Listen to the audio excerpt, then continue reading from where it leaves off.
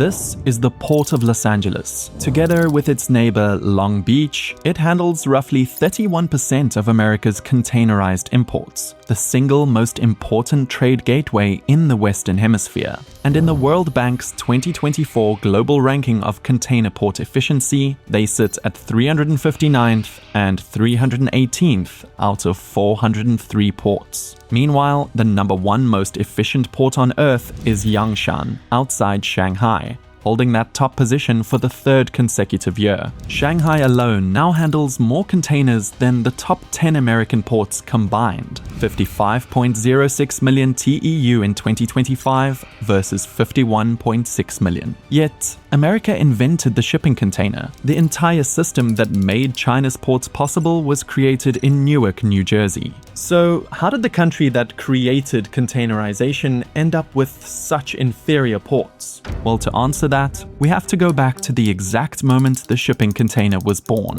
On April 26, 1956, a converted World War II oil tanker called the Ideal X sailed out of Port Newark, New Jersey, carrying 58 metal containers bound for Houston. The man behind it, Malcolm McLean, wasn't even a shipping guy. He was a trucking magnate from North Carolina who'd spent his career watching cargo sit on docks for weeks while dock workers loaded it onto ships barrel by barrel. But he knew the system could be improved. So he sold his trucking company, bought a steamship line, and bet everything on one simple idea. The cargo should never be unpacked until it reaches its final stop. The economics were almost absurd. Hand-loading loose cargo onto a ship costs about $5.86 per ton. Loading McLean's containers cost just 16 cents each. And America ran with it. In January 1959, an American company called Paceco put the world's first purpose-built container crane to work in Alameda, California. A traditional group of dock workers moved about 9 tons of cargo an hour. The crane moved about 400. And ship turnaround times fell from roughly 3 weeks to about 18 hours. Of course, the container had its casualties too. Manhattan and Brooklyn's famous finger piers, those narrow docks sticking out into the river, had no room for the giant flat storage yards that containers needed. So within a generation, New York's waterfront simply died. The action had moved across the harbor to Newark and Elizabeth, New Jersey, flat marshland purpose-built for shipping containers. The harbor's longshore workforce shrank from 35,000 to about 3,500 over the 60s and 70s. But of course, with this kind of automation came a different set of obstacles. In 1960, the West Coast Dock Workers Union cut a deal with the shipping companies, bring in all the machines they want, and in exchange, take care of their employees. It worked so well that within a few years, the union's legendary leader, Harry Bridges, was demanding more machines, arguing that mechanization should be compulsory. The East Coast Dock Workers Union, meanwhile, spent the whole decade striking against the machines instead. But here's the thing. These ports don't create trade, they chase it. A port is just a doorway, and what matters is what's behind that door. Starting in the 1980s, what was behind America's door moved. Manufacturing eventually went to East Asia due to the cheap cost, and world shipping moved across the Pacific with it. China's response was one of the most aggressive infrastructure programs in human history. Ports were written directly into the country's 5-year plans, the master economic blueprints Beijing publishes every 5 years. Financed by state banks and built on empty coastline with no neighbors to object and no competing agencies to consult. Between 1978 and 2018, China built more than 2,300 new deep water berths, the docking slots where ships load and unload. That's the equivalent of building a major new port every 10 months, for 40 years straight. In 1990, Hong Kong was the only Chinese port among the world's leaders. By 2011, 6 of the world's 8 largest container ports were Chinese. And in 2010, Shanghai passed Singapore to become the world's busiest container port by throughput, a title it's held every year from since then. But the centerpiece of the whole strategy was the port that I mentioned in the beginning, Yangshan. See, by the 1990s, Shanghai had a problem. Its port sat on a river, and the river was too shallow for the new generation of megaships. There was no room left on the coastline either, so China decided that if Shanghai didn't have a deep water port, it would build one in the open ocean. Engineers took 2 rocky islands about 20 miles offshore, flattened them, reclaimed the sea between them, and connected the whole thing to the mainland with the Donghai Bridge, a 20-mile, 6-lane highway over open water, built by 6,000 workers in about 3 years. The port was proposed in 1995. China's State Council approved it in March 2002. Construction started 3 months later, and on December 10, 2005, the first ships docked at Yangshan, from idea to operating port in about a decade, and from final government approval to first ship in about 3.5 years. Now, let me show you what a decade in America gets you. Savannah, Georgia has the country's 4th busiest container port by volume, and for years it had one clear problem.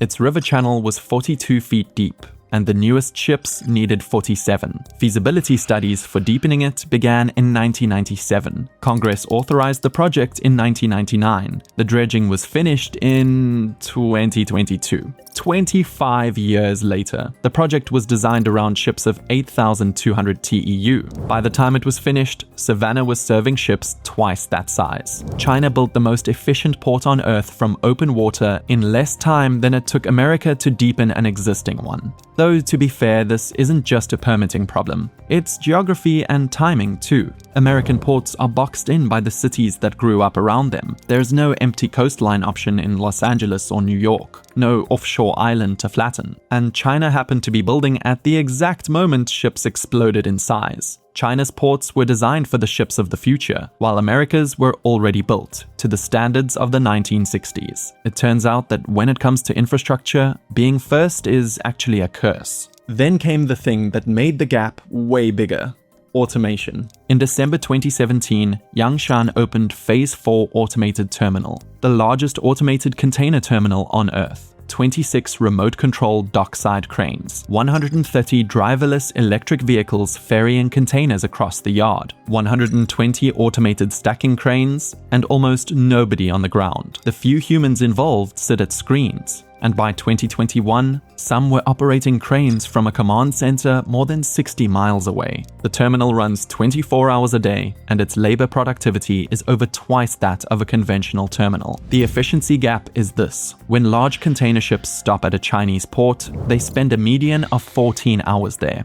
At an American port, they take 26 hours, which is massive logistically. So why hasn't America followed? Well, because the labor bargain that made mechanization possible in 1960 broke down. Once the machines could start replacing operators, the West Coast Union turned against them, and the East Coast went even further by fully banning automated equipment outright in its 2018 contract. Then, on October 1st, 2024, this all turned into a national crisis. The International Longshoremen's Association, basically the union, launched its first coast-wide strike since 1977, shutting down every port from Maine to Texas, ports that handle roughly half of America's containerized imports. About 50,000 workers walked out with two demands: a massive raise and an airtight ban on automation. The strike lasted 3 days before being suspended on a tentative wage deal, and the final 6-year contract has fully automated equipment staying banned. Any new technology requires union agreement. The East Coast is now effectively locked out of automation into the 2030s. But the union isn't the villain here, don't get me wrong, because the evidence that automation even pays off is messier than you'd think. A March 2024 report by the Government Accountability Office studied the 10 largest American ports and found automation's effects on efficiency and jobs were mixed. At LA and Long Beach, a union-commissioned study found automation destroyed hundreds of jobs, while an employer-commissioned study found the automated terminals actually increased paid work hours because they moved twice the cargo. And automation is rarer worldwide than you'd think, because the upfront cost is so enormous that a terminal usually needs at least 2.5 million TEU a year to justify it, which is more than most American ports handle. That's why only 4 cargo terminals in all of the US use automated cargo carriers. So the American choice wasn't stupidity or anything, it was a political decision to protect tens of thousands of well-paid, middle-class jobs instead of chasing raw throughput. The difference is that China never had that negotiation. When Yangshan Phase 4 cut its labor costs by 70%,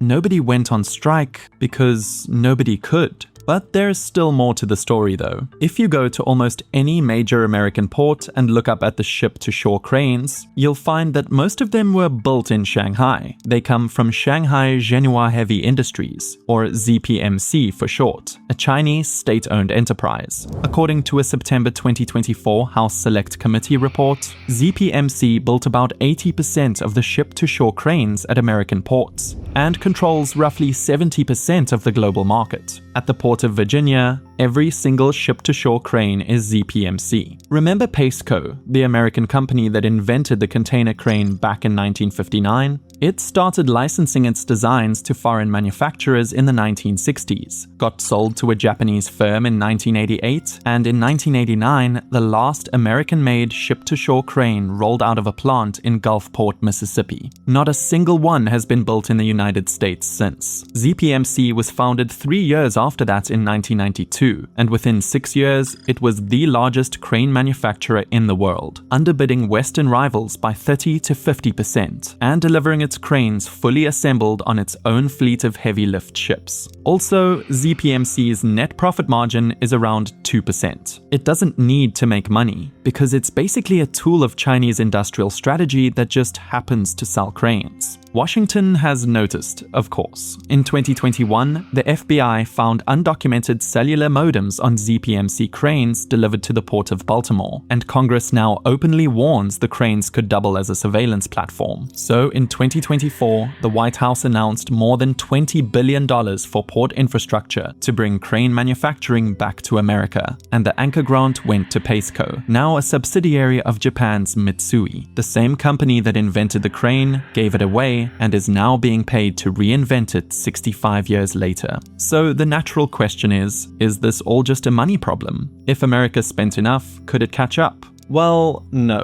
The gap is baked into how American ports are set up, and it comes down to 3 things. The first is governance. The Port of Shanghai has one operator, Shanghai International Port Group, an arm of the state that coordinates directly with customs, rail, and China's state-owned shipping line. China's customs reforms cut required trade documents from 89 to 52, and clearance times by 41%. Now look at San Pedro Bay. Los Angeles and Long Beach aren't even one port. They're 2 separate ports owned by 2 separate cities, competing with each other in the same bay, each leasing terminals to about a dozen private operators who don't even share their data with each other. The federal government had to build a voluntary data sharing program in 2022 just to convince the players in America's own supply chain to tell each other what's coming. The second is the clock. Chinese ports run 24/7 as the default. Many American terminal gates run weekday business hours, which means the most valuable trade infrastructure in the hemisphere sits idle on nights and weekends. And when America tried to change that during the 2021 supply chain crisis, when 100 ships sat at anchor waiting off LA and Long Beach on a single October day, Washington's big fix was pushing the port to 24/7 operations. It barely moved the needle, because there weren't enough truckers to pick up containers at 3 a.m., and the warehouses they delivered to were closed anyways. A port is only as fast as the rest of the supply chain. Which brings us to the third reason, the landslide. In 2025, Shanghai's sea-to-rail container volume crossed 1 million TEU for the first time, up 16% in a single year, moving on freight corridors built for that exact purpose. In America, 18 of the 25 largest ports have on-dock rail, so most containers leave on trucks over congested public highways. In the American Society of Civil Engineers 2025 Infrastructure Report Card, American ports themselves scored a B. The inland waterways that serve them scored a C-.